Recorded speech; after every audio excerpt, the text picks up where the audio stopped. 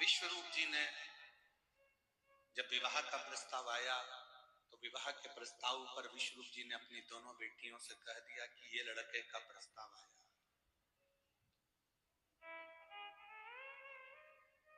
ये लड़के का प्रस्ताव है। और ये मत सोचना बेटियों की केवल यही प्रस्ताव है, शादी के लिए भगवान विष्णु के यहाँ से भी खबर आई है, ब्रह्मा जी के यहाँ से भी खबर आई है, इंद्र के यहाँ से भी खबर आई है,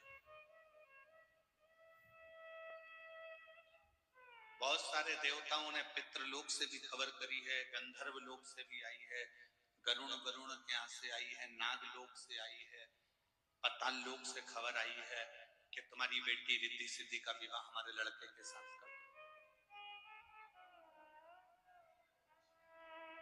इतने सारे फोटो सामने रख दिए गए, इनमें से जो लड़का तुम्हें पसंद आए हम उसके साथ तुम्हारा विवाह कर दें। तुम ये ना सोचना कि, और देखो नारायण भगवान के यहाँ वैकुंठ है, ब्रह्मा जी के यहाँ ब्रह्मलोक है, नागलोक है, सब कुछ है, इंद्र के यहाँ इंद्रलोक है, पर शंकर भगवान के घर में कोई ऐसा बहुत बड़ा सिंहासन या बहुत बड़ा आभूषण या बहुत बड़ा रतन माणिक मोती हीरा सोना चांदी कुछ भी नहीं, कोई बड़ा महल भी नहीं है, और लड़का भी मनुष्य के शरीर पर हाथी का मुख है, वो भी आप समझ लो। जितने देवताओं का दर्शन आप कर रही हो, सारे देवताओं के घर में राजसी ठाट है, लड़का भी अच्छा है, पर शंकर जी के यहाँ राजसी ठाट भी नहीं है और लड़का भी ऐसा।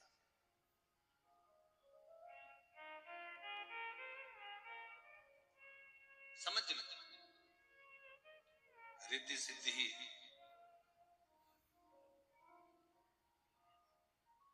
वन में चली गई, पिता विश्वरूप जी को प्रणाम कर वन में।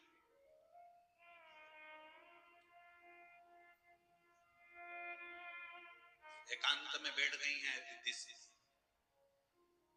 देव ऋषि नारद जी का आगमन हुआ,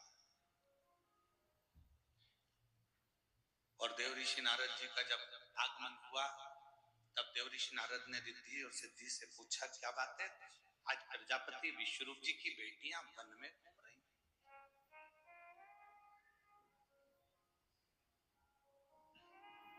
जिस पिता की बेटी कभी अपने घर से ना निकली हो, जिस पिता की बेटी अपने घर से कभी कहीं गई ना हो, उस पिता की बेटी आज वन में घूम रही। वन में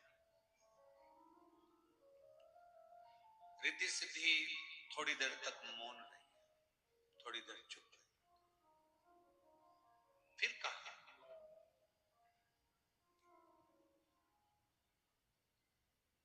आप कुछ बोलोगी नहीं रिद्धि सिद्धि?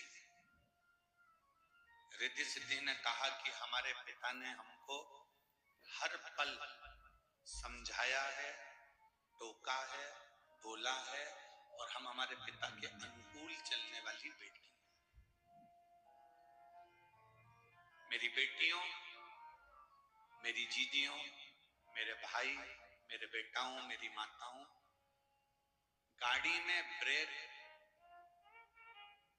और घर में माता पिता का टोक बहुत जरूरी है। गाड़ी में ब्रेक का होना जरूरी है और घर में बुजुर्गों का टोकना जरूरी है। अगर घर के माता पिता बेटी को टोक रहे हैं, बेटा ऐसा मत कर, तो वो तुम्हारा भला चाहते हैं। घर के बुजुर्ग अगर आपको टोक रहे हैं कि बहू ऐसा मत करो, वो तुम्हारा भला चाहते हैं। अगर भला नहीं चाहते ना, तो मोहल्ले के लोग तो ये चाहते हैं कि तुम तन पर कपड़ा भी नहीं पहन कर निकलो, तो मोहल्ले के लोग चाहेंगे कि बहुत अच्छी बात है। मोहल्ले के लोग अगर तुम मदिरा की दुकान से मदिरा खरीद कर निकल रहे हो, पी रहे हो, तो मोहल्ले के लड़के और मोहल्ले के लोग चाहेंगे, परिवार के लोग चाहेंगे कि अच्छा ऐसी बर्बाद हो। तुम गलत काम करोगे, चोरी करोगे, गलत कृत्य करोगे, जुआ खेलोगे, मांसाहार, मदिरापान, वेश्यावृत्ति कुछ भी करोगे, तो परिवार के लोग और मोहल्ले के लोग तो चाहेंगे कि अच्छा ऐसे ही बर्बाद होने दो, अपने बाप की दौलत ऐसी तो राख मिलाएगा, अपने पिता की नाक ऐसे ही तो कटाएगी। सास टोक रही है बहू को, बेटा ये गलत है, तुमने इतना दूध फेंका क्यों, तुमने इतनी चाय बनाई क्यों, तुमने इतना अचार क्यों डाला, तुमने इतनी सब्जी क्यों फेंकी, तुमने इतनी रोटी क्यों फेंकी। क्योंकि वो बहू को टोक रही है, इसलिए टोक रही है, उसको मालूम है कि अब तो मेरा बेटा कमा रहा है, बहू चाहे तो पूरा उजाड़ दे, पर वो इसलिए टोक रही है कि आने वाले समय में अगर किसी चीज की जरूरत हो तो मेरी बहू सामने लाकर 4 मेहमानों को वो सामान दे सकती है। पिता अपनी बेटी को, पिता अपने बेटे को, माँ अपनी बेटी को, माँ अपने बेटे को अगर टोक रहा है तो ये समझ लेना कि भगवान की बहुत बड़ी कृपा है, बहुत।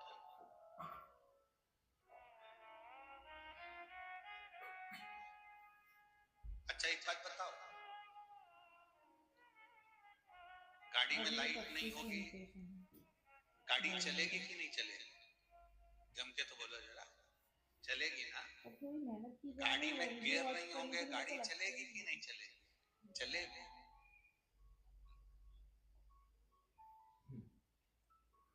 गाड़ी में गेट भी नहीं होगा ना तो भी गाड़ी चलती। गाड़ी में सीट नहीं है तो भी गाड़ी चलेगी। गाड़ी में सब कुछ हो, गियर भी हो, लाइट भी हो, डेकोरेशन भी हो, सब कुछ हो, और गाड़ी में ब्रेक नहीं हो तो गाड़ी चलेगी? जम के बोलो जरा। अगर ब्रेक नहीं है तो उस गाड़ी की कोई मोलता नहीं है, भले उसमें गियर हो, भले उसमें लाइट हो, भले उसमें डेकोरेशन हो, सोना चांदी भी जड़वा दो, तो भी गाड़ी में अगर ब्रेक नहीं है तो उस गाड़ी का कोई महत्व नहीं है। उसी तरह हमारे जीवन में तुम कितने सुंदर हो, तुम्हारा व्यापार कितना अच्छा है, तुम कितना अच्छा कार्य कर रहे हो, तुम कितने आगे बढ़ रहे हो, और तुम्हारी जिंदगी में अगर बुजुर्ग माँ बाप की टोक नहीं है तो समझ लो कि तुमने कुछ नहीं कमाया, जिंदगी में आगे बढ़। घर की माँ को, सास को टोकने दो, घर के ससुर को बोलने दो, जरूरी है। कई बहुओं को बुरा लग जाता है, तुम्हारी मम्मी तो हमारी जरा जरा सी बात में टोकती है, तुम्हारी मम्मी तो जरा जरा सी बात में चिल्लाने बैठ जाती है।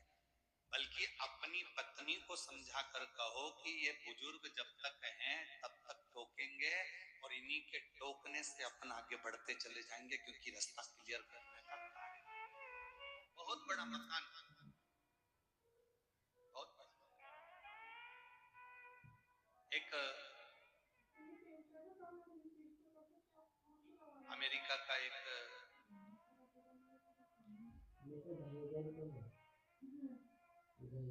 इंडियन लड़का,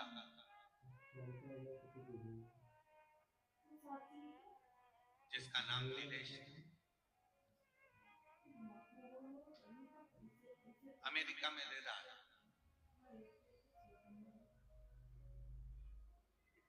उसने अखबार में न्यूज निकलवाई कि मुझको एक बुजुर्ग माता पिता की जरूरत है। नीलेश, जो माता पिता साथ में रहते हो, जो माता पिता मेरे घर में रहे और वो रुचि से मेरे घर में आए। नीलेश ने न्यूज निकलवाई अखबार में, और अखबार की वो न्यूज सब दूर गई कि मुझे बुजुर्ग बूढ़े माँ बाप की जरूरत है, मुझे एक बूढ़े जोड़े की जरूरत है। अमेरिका के लोगों को लगा कि काम करने के लिए चाहिए होंगे बुढ़ा बुढ़ी को, काम करने के लिए एक बुढ़ा बुढ़ी ने, एक बुजुर्ग पति पत्नी ने जाकर इंटरव्यू दिया। पहुंचे, नीलेश ने पूछा तुम्हारे बेटे और बेटियां नहीं है? उसने कहा है मेरे 2 बेटे हैं, डॉक्टर हैं, और एक बेटी है वो इंजीनियर है। शादी हो गई? तुम दोनों यहाँ पर हमारे पास में क्यों आए हो? कहा आपने न्यूज में निकाला था कि एक बुजुर्ग माता पिता की जरूरत है, तो हम दोनों आ गए। अच्छा,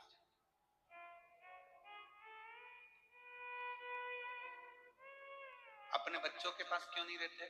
वो हमको रखते हैं। ठीक। अब बुजुर्ग माता पिता से पूछा उस नीलेश ने कि तुम्हारी तनख्वाह क्या है? तो कहा आप बताओ क्या दोगे, कितनी डॉलर दोगे, क्या दोगे? उसने नीलेश ने बता दिया। बुजुर्ग माँ बाप ने पूछा अब हमारा काम बता दो कि तुम्हारे बच्चों को संभालना है कि झाड़ू लगाना है कि पोछा लगाना है कि कोई काम करना है।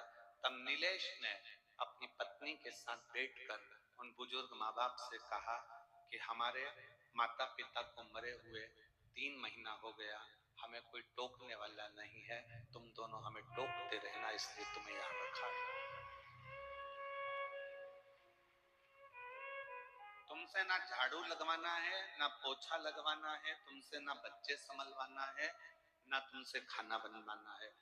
नौकर लगा है, झाड़ू लगाने वाला, पोछा लगाने वाला, रोटी बनाने वाला, भोजन वाला, बच्चों को संभालने वाले, सब नौकर लगे हैं, पर हमारे पास कोई टोकने वाला नहीं है। नीलेश ने कहा मैं पूरी तनख्वाह दूंगा, बस आप हमको आपकी बहू समझना, इसको भी टोकना और मुझे भी टोकना। मैं गलत करूं मुझे टोकना, तुम्हारी बहू गलत करे इसको टोकना। उस बुजुर्ग दंपत्ति ने पूछा कि टोकने से होगा क्या? तो वो नीलेश अपनी पत्नी के साथ कहता है कि मैं अपना गुजरात छोड़कर अमेरिका में सबसे बड़ी कंपनी का मालिक बनकर बैठा हूं, मेरे माँ बाप मुझे टोकते थे, ऐसा मत कर देना, वो मत कर देना, और मैं उससे सुधर कर अच्छी जगह पर जाकर बैठ गया और बहुत उच्च पद पर बैठ गया, बहुत उच्च। मेरी जीजियों, मेरी बेटियों, बेटाओं, मेरी माताओं, घर के थोड़े से झगड़े के चक्कर में आज भारत के पूरी अदालतों को खोजा जाए तो पूरी अदालतों में सबसे ज्यादा केस तलाक के चल रहे। पूरी अदालतों में भारत की संपूर्ण बड़ी से बड़ी अदालत को खोजा जाए, नीचे से ऊपर तक की सारी अदालतों में सबसे ज्यादा केस चल रहे हैं तो तलाक। कारण टोकना। अगर तुम्हारे घर में तुम्हारे बुजुर्ग तुम्हें टोक रहे हैं, तुम्हारे घर के बड़े अगर तुम्हें टोक रहे हैं, तो समझ लेना एक दिन तुम उन्नति की सीढ़ी पर इतने चढ़ जाओगे कि तुम्हें पीछे पलट कर देखने की जरूरत नहीं। पड़ोसी कभी नहीं टोकेंगे तुमको, रिश्तेदार तुमको कभी नहीं टोकेंगे। तुम दारू पियो, नशा करो, रिश्तेदार कभी नहीं टोकेंगे। उनके लड़के तो और कहेंगे अच्छा पी ले ले ले, और जुआ खेलो कोई नहीं टोकेगा, गलत काम करो कोई नहीं टोकेगा। रिश्तेदार, नातेदार, मोहल्ले वाले, समाज वाले, परिवार वाले कोई नहीं टोकेंगे, कोई नहीं टोकेंगे।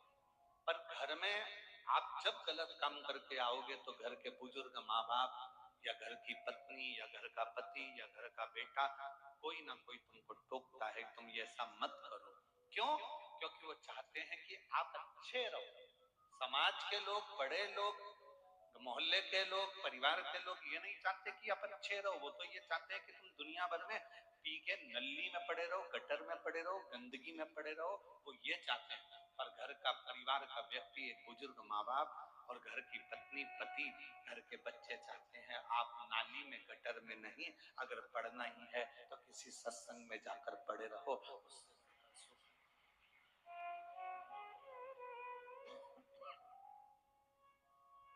उससे बढ़कर सुख नहीं।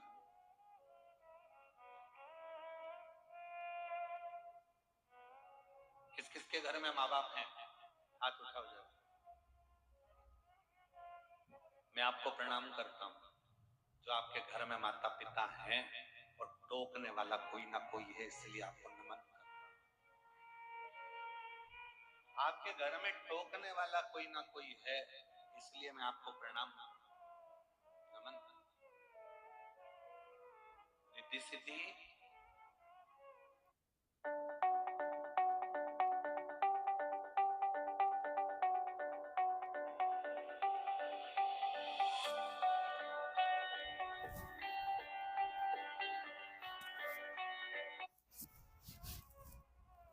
ऋषि नारद कह रहे हैं कि तुम्हारे विवाह का प्रस्ताव आया है सब दूर से। भगवान विष्णु के यहाँ से भी आया, तो ब्रह्मा जी के यहाँ से भी आया, तो इंद्र के यहाँ से भी आया, तो पितृलोक से भी आया, वरुण के यहाँ से भी आया, तो नागलोक से भी आया।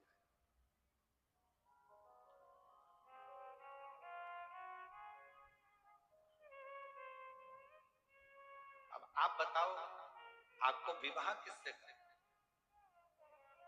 रिद्धि सिद्धि कुछ नहीं हुई, कुछ एक शब्द भी रिद्धि सिद्धि के मुख से नहीं निकला। बस रिद्धि सिद्धि ने इतना जरूर कहा कि हमारे पिता ने हमें जो सिखाया है, हम कभी गलत जगह पर नहीं जाएंगे, जहां मेरे माँ बाप कहेंगे विवाह हम वहां करेंगे। मेरी बेटियों,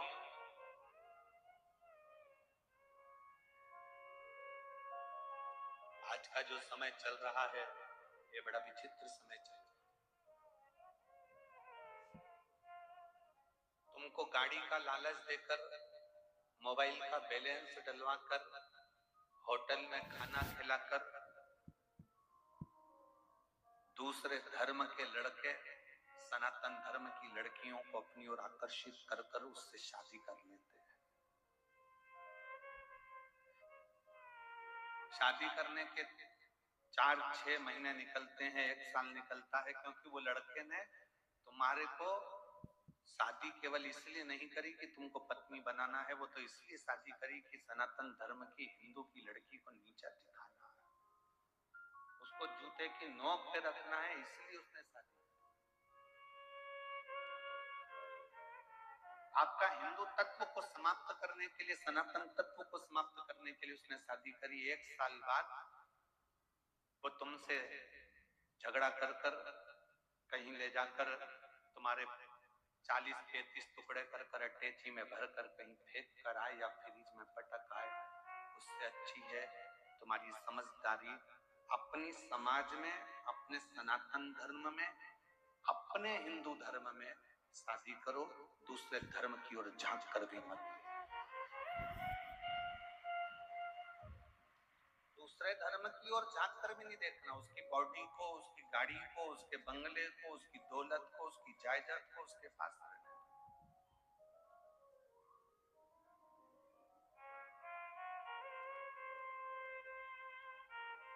रिद्धि सिद्धि मेरे पिता कहेंगे मैं वहां विवाह करूंगी, तो पिता ने तो कह दिया ये इतने फोटो रखे हैं बेटी, तुमको भगवान नारायण के यहाँ करना हो, ब्रह्मा जी के यहाँ करना हो, पितृलोक में, गरुण लोक में, वरुण लोक में कहीं विवाह करना हो, तो ये बड़े करना। तुम बोलोगे मैं वो विवाह करा।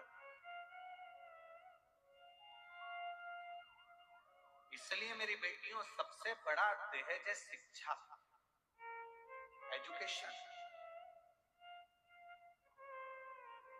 और मेरी माओ, मेरे जीजाओं, मेरी बेटियों, मेरा बेटाओं, मेरा आपसे निवेदन है कि शिक्षा से बड़ा, एजुकेशन से बड़ी कोई कन्यादान नहीं हो सकता।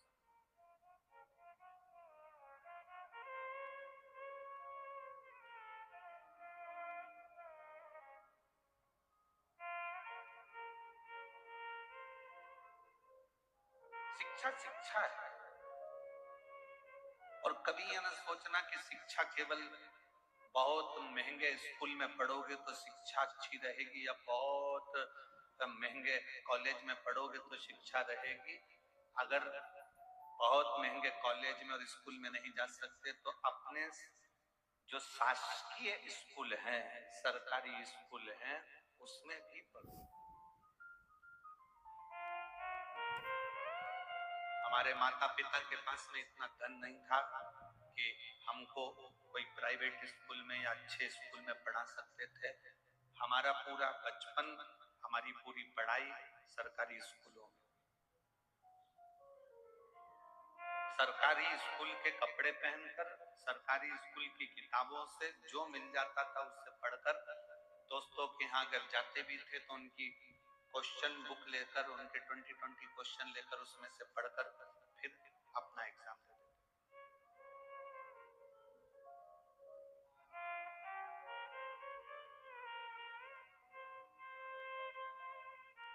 आज भारत के राष्ट्रपति के पद पर विराजमान राष्ट्रपति महोदय से भी अगर पूछा जाए कि तुम कौन से प्राइवेट स्कूल में पढ़ी हो, तो वो भी कह देती है मैं अपने गांव के सरकारी स्कूल में पढ़ी हूँ और राष्ट्रपति पद पर बैठी हूँ।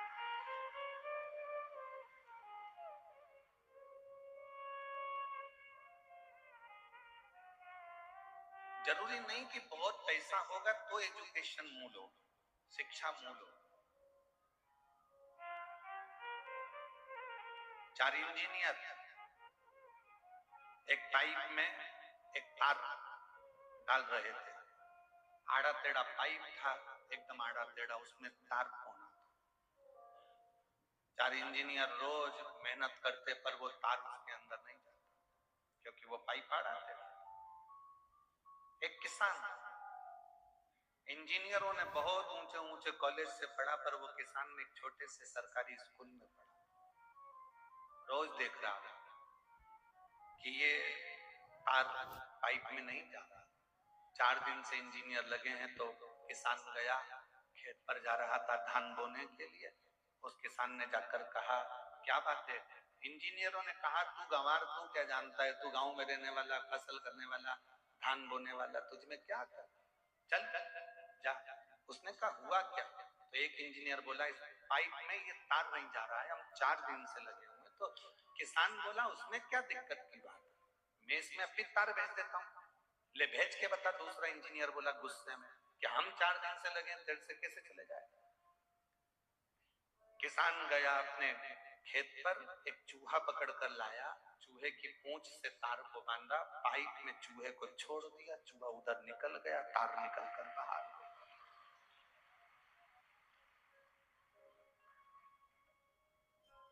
जरूरी नहीं कि एजुकेशन बड़े कॉलेज में करी जाए, बड़े स्कूल में करी जाए तो तुम विद्वान होगे। धान बोने वाला वो किसान भी एक चूहे से तार को पार करने की सामर्थ्यता रखता है, भले वो सरकारी स्कूल में पढ़ा।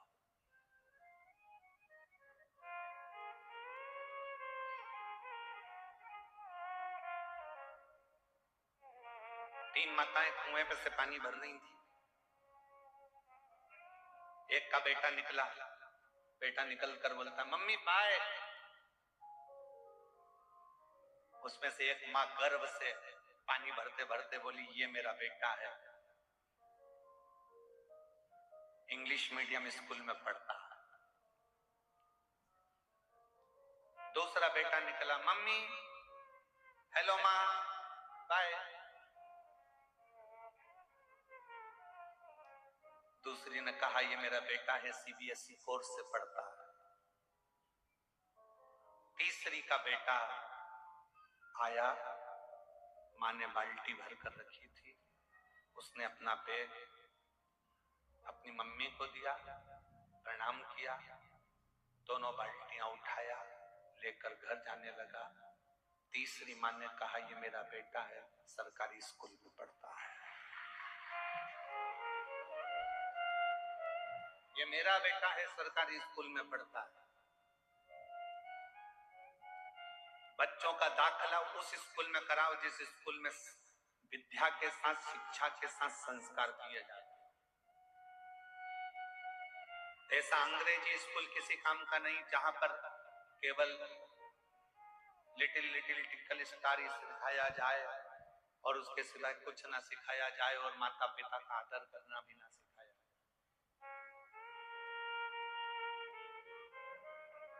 बेटों को लायक बनाओ, अपने बेटा बेटी को खूब पढ़ाओ, लायक बनाओ, पर इतना भी लायक मत बना देना कि बच्चे तुमको नालायक समझने लगे। पापा तुम्हें कुछ नहीं आता, मम्मी तुम क्या जानती हो, पापा तुम क्या जानते हो। बच्चों को लायक बनाना, पर इतना लायक मत बना देना कि बच्चे तुमको नालायक समझते हो। तुम्हें नहीं आता पापा, आज के जमाने के नहीं हो तुम पुराने जमाने के हो, तुमको कुछ नहीं आता। उस बाप से पूछो कि उसको क्या नहीं आता। तुम्हें बड़ा उसने किया है, तुम्हें पाल पोस कर काबिल उसने बनाया है, दिन भर ड्यूटी पर लगा रहता था, रात की भी ड्यूटी करता था कि मेरे बच्चे अच्छे पढ़ जाएं और मेरी बेटियां खूब अच्छी पढ़ाई कर लें, मेरा घर अच्छा चल जाए। सैनिकों के साथ युद्ध भी करता है, दिन रात कोरोना के समय पर पूरी दुनिया सोती है और वो ड्यूटी निभाता है अपने बच्चों और अपनी पत्नी के लिए। जरा विचार करिएगा, उसके बाद भी दिन रात मेहनत करने के बाद भी बच्चे कहते हैं पापा तुम्हें अकल नहीं है, तुम नहीं जानते, मम्मी तुम चुप रहो, चुप बैठे रहो, तुम्हें क्या मालूम है, चुप रहो। बेटे लायक तो हो गए, बेटी लायक तो हो गई, पर माँ बाप को नालायक समझने लगे। नहीं, शिक्षा उच्च हो और शिक्षा के साथ में नम्रता भी उच्च की। जितना बड़ा तुम्हारा औहदा हो ना, तुम बहुत बड़े औहदे पर, कलेक्टर के औहदे पर बैठ जाओ, एसपी के औहदे पर बैठ जाओ, डीआईजी आईजी के औहदे पर बैठ जाओ, मिनिस्टर मंत्री संतरी कलंतरी के औहदे पर बैठ जाओ, उतनी उतनी तुम में नम्रता आती जाना चाहिए, अकड़ नहीं। क्योंकि ये कड़ले कड़ले दांत तो एक दिन टूट के गिर जाते हैं, पर कोमल कोमल जीवान तो मरते दम तक सांस निभा जाती है। नम्रता रखो। औहदा, तुम्हारी उच्च पद, उच्च प्रतिष्ठा, ये तुमको जो मिली है तुम्हारी मेहनत से मिली है। मेहनत के साथ में ना जाने कितनों की दुआ तुमको लगी होगी तो मिली है। उसको ये ना सोचे कि ये केवल मैंने कमाया, ये मैं लेकर।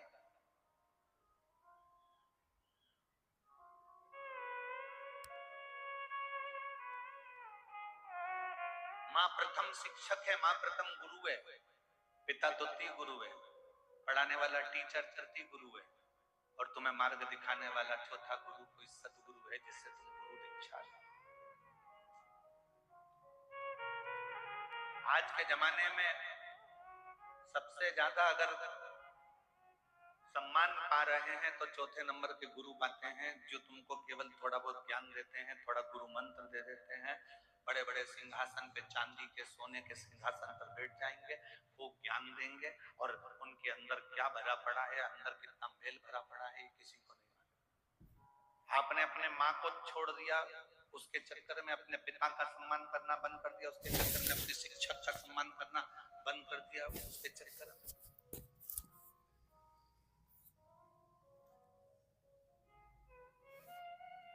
सबसे प्रथम गुरु है माँ, जो बचपन सुधारती है।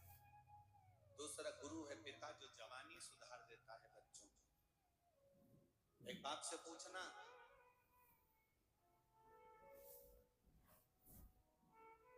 हमें एक पिता की एक बात स्मरण में आ गई। हम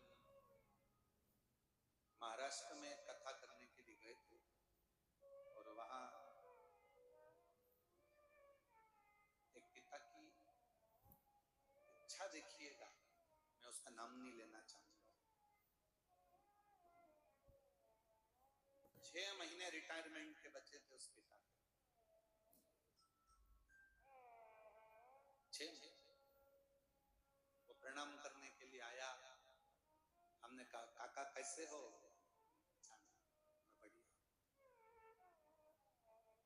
ड्यूटी करते करते कितने साल हो गए? बस 6 महीने बाद रिटायरमेंट है गुरुजी। हमने कहा कोई इच्छा? तो कहा एक इच्छा है कि मैं ड्यूटी करते करते ही मेरे प्राण छूट जाए। मैंने पूछा क्यों? कहा कम से कम आज के जमाने में मेरे बेटे को अनुकंपा नियुक्ति तो मिल जाएगी। एक पिता मरते दम तक भी अपनी औलाद के लिए सोचता है, और आज का बेटा चंद्रमुखी के चक्कर में माँ बाप को दुखी कर देता है।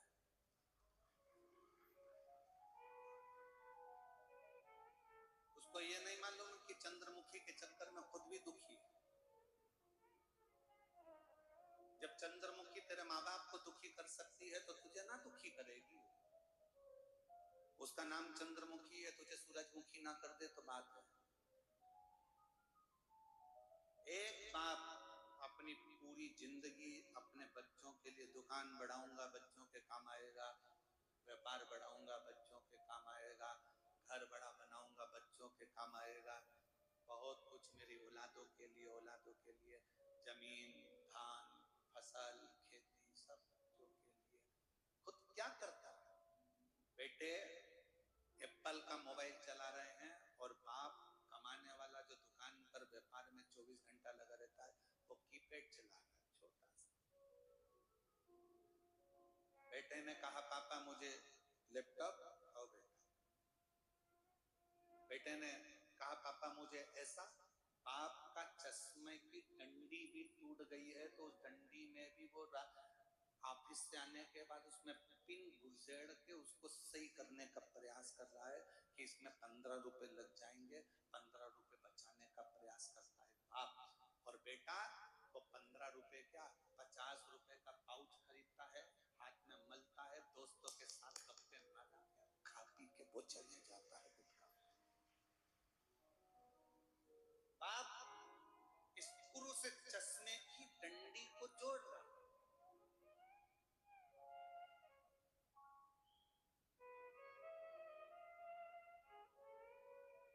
मेरी बेटियों, बेटाओं, मेरी माताओं, मेरी जीजियों, मेरे जीजाओं, बच्चों को एजुकेशन दो, खूब अच्छी दो, खूब अच्छा पढ़ाओ, पर साथ में उसको संस्कारित भी बनाओ। बहुत बड़ी पूंजी है संस्कार, बहुत बड़ी पूंजी।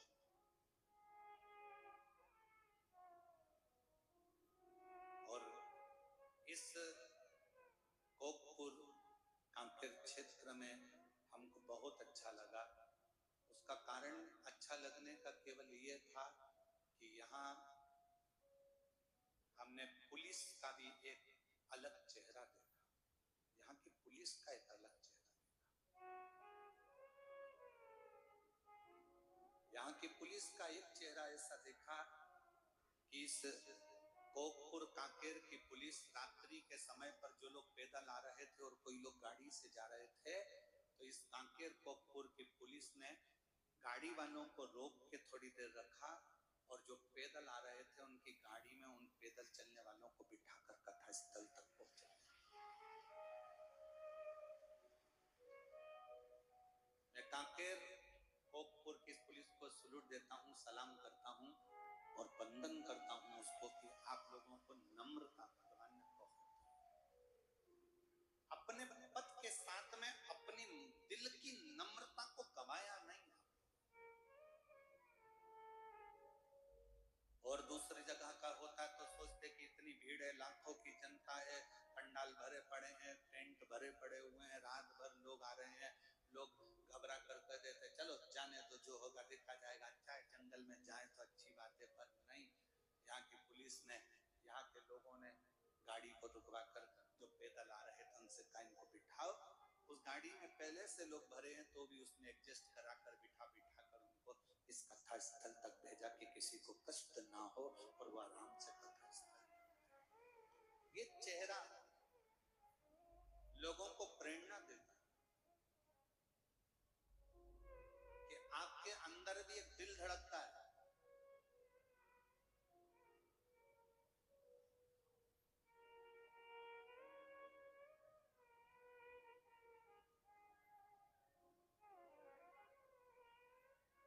आपके अंदर भी एक कोमल भाव है और वो हृदय से होना चाहिए। नौकरी करो, सर्विस करो, खूब अच्छी पढ़ाई कर तुम उच्च पद पर पहुंचो, पर उसमें थोड़ी सी नम्रता तुम्हारे जीवन को एक आनंदित कर सकती।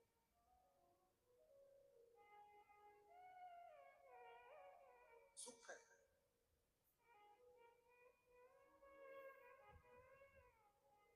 मैं जैन साहब कहना चाहूंगा इस कोकपुर के लोगों के लिए कि इतनी शीतलता है इस कांकेर कोकपुर के लोगों में, इतनी नम्रता है कि कांकेर कोकपुर का दूसरी जगह कथा होती है ना तो इतनी चिल्ला चोट होती है, इतनी चिल्ला चोट होती है, पर कोकपुर और कांकेर के इस क्षेत्र में, इस बस्तर क्षेत्र में सुनने वाले भी साइलेंट होकर कथा का लाभ।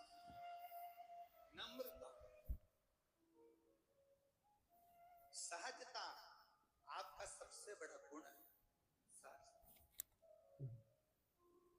सिरानी है क्या?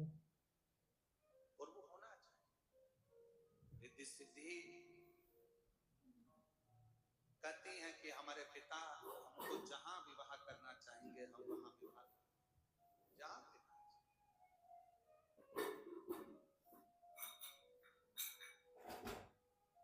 जैसा पिता चाहे वैसा हम विवाह करने को तैयार, मना नहीं। आज पिता की मर्यादा को भी लोगों ने तार तार कर दिया, पिता और माता की मर्यादा को भी ले जाकर उन्होंने चूल्हे में डाला। आज की बेटियां, आज के बेटे रील बनाने के चक्कर में अपना खुद का रोल बिगाड़ चुके हैं। इतनी अश्लील रीलों का निर्माण कर रहे हैं और ये नहीं सोच रहे कि हमारे परिवार की गति क्या है। हमारे परिवार की गति